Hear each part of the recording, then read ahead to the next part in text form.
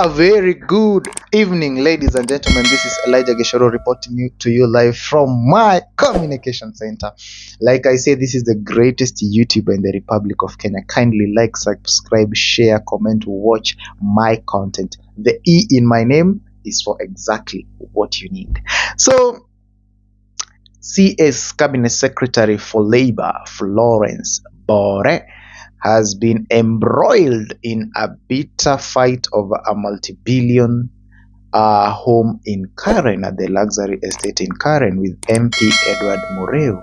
So this has been a bitter feud that we saw premiere on Citizen TV, and they talked about, at the moment even Citizen TV are not mentioning the MP or the CS, they just said an MP and a CS were fighting. So here's the story.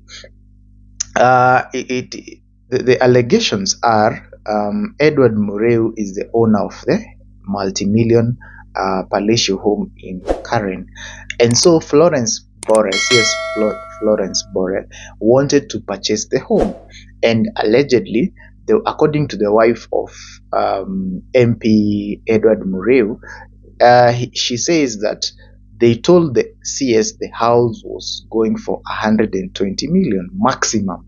I mean minimum. But the CS was talking of 90 million, okay? And so they could not sell the house. And they say that some few moments later, they find that the CS had already moved in the house, and they took advantage of their absence because they had traveled to the US.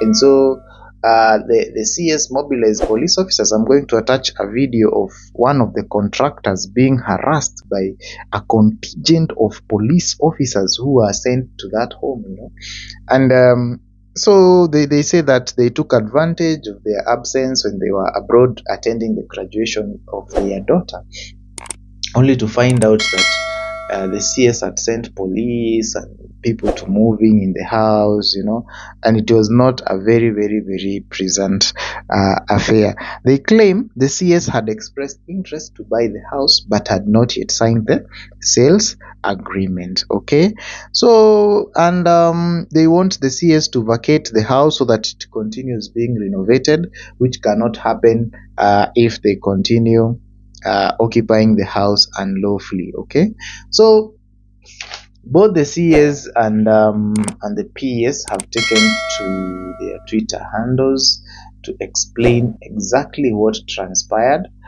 Maybe we can start by the statement by the MP Edward Muriu. Let us see what he had to say about the whole fiasco. It is a fiasco that has attracted the attention of the nation. Just wondering, these people are very, very wealthy. They don't have to fight over a house. Why are they fighting over a house yet they are excuse me, guys, why do they have to fight over a house? Yes, these are people who are very wealthy and can get houses elsewhere. I mean, guys, it's not a must to live in Karen. The other, sorry guys, apologies, excuse me. The other posh neighborhoods in Nairobi, there is Lavington, there is Runda, there is Kileleshwa, there is Kilimani, but they say nowadays Kilimani has turned out sorry about that, guys, excuse me, that Kilimani has turned out to be an urban slum. Okay, so CS Alice Wahome had come out to say that, for the record, I am not the one that has been indicted in this story. Sorry, KOT, you have missed this one. So that is what the CS for what I was saying. And so let us read the statement from Honorable. He's called Honorable Wakili Edward Muriu. He is the MP for Gatanga constituency. Remember that constituency was formerly occupied by veteran politician Peter Kenneth. So this is what Wakili Edward Muriu is saying. For the record, the CS who illegally broke into and occupied our family house in Amara Ridge, Karen, sent a contingent of over 100 police officers who brutally assaulted my workers is none other than CS Florence Bore, CS for Labor and Social Protection. I mean, this is a very bad image to the public, and it is something that even goes against Chapter 6 of the Constitution of the integrity of leaders. Leaders need to have integrity. However, in a stern rejoinder, Senior Counsel Ahmed Nasir Abdullahi says, but Wakili, isn't that Abu Nuwas story or a fake story? Okay, in Kenya that you call Abu Nuwas is a fake story. Why is the mathematical chance? I mean, what is the mathematical chance of a CS breaking into your house randomly? Why not mine or your neighbor? To your left or to your right? Incredible. I'm told you entered into a valid agreement. This looks more credible than the spin of the CS storming your house. Just like that, let us wait for the parties to show up the sale agreement. Okay, so Senior Counsel Ahmed Nasir Abdullah is wondering if it is true. Why only your house? Why didn't she target another house? Yeah. And so the statement of the Wakili has had so many reactions. We have another one here saying, you seemed a bit suspect. Word on the street is she allegedly doesn't like paying. But even so, you don't pull up such on a lawyer who is on an MP. And you are a CS in the government. Stinks to the high waters. Benji Ndolo says, Wakili, I was in your constituency yesterday on the Idhanga side next to Kambani, where your roads are so good. I'm shocked by this story, and you must not relent even for a minute. Do the CS read the Constitution? Conduct and honor? She should be instantly fired. So many Kenyans have come out to talk about the story. And allegedly, CS Florence Bore is also outside the country, but she has actually released a statement that I want us to read right now and see her defense on the matter. Okay, this is the statement of the Honorable CS Florence Bore, CS Social Protection and Labor. My attention is drawn to the viral media reports on the sale and purchase transaction of a house in Karen between myself and a company associated with Honorable Edward Muriu. I entered into an agreement to purchase the property at a negotiated and agreed purchase price. Resultantly, I signed my part of the agreement for sale and transmitted the agreement through my lawyers to the vendor's lawyers for signing on their part.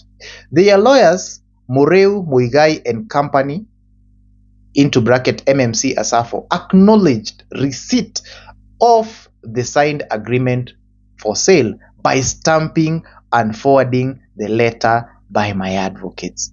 In compliance with the respective clauses of agreement, I sourced a 10% deposit from SACCO and paid directly to the vendor's lawyer's account via RTGS. It was a term in the agreement for sale that the completion period of the transaction was 90 days from the date of signing the agreement.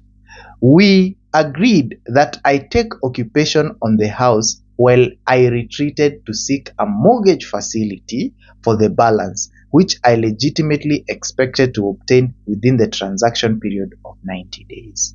Unfortunately, in an outstanding weave of events, in less than 30 days of the agreement, Honorable Edward Muriu and his wife attempted to unlawfully evict my children from the house while I was out of the country. They were accompanied by armed goons, necessitating the need for police presence in the premises. For a colleague in leadership to take advantage of my absence from the country, to run a hate campaign instead of wanting to engage me upon the return is not only queer but baffling. The dramatized and sensational allegations are fabricated to unlawfully dissociate from the agreement, ostensibly because they have found a better deal, quote unquote, a better deal for the house. The transaction was a private engagement between a willing seller and a willing buyer, both parties duly represented by lawyers in total conformity with the law. The media pitch was therefore unwarranted and ancillary to the transaction. Thank you, Honorable Florence Bore. So the good CS maintains they had an agreement. They signed a sale agreement, and the financing was to be done in batches. And after that, then she'll seek a mortgage to complete the balance in the coming days. For now, the matter is out of hand. We cannot actually know who spoke the truth, who is lying, or who is not, who is on the right and who is on the wrong. All we can do is wait for the continuation of the drama. We'll be here to cover it up for you, ladies and gentlemen. Thank you so much for watching. This has been your guy, Elijah.gichuru. I love you so much, guys, and continue watching, subscribing, liking, and sharing my content. Till next time, adios.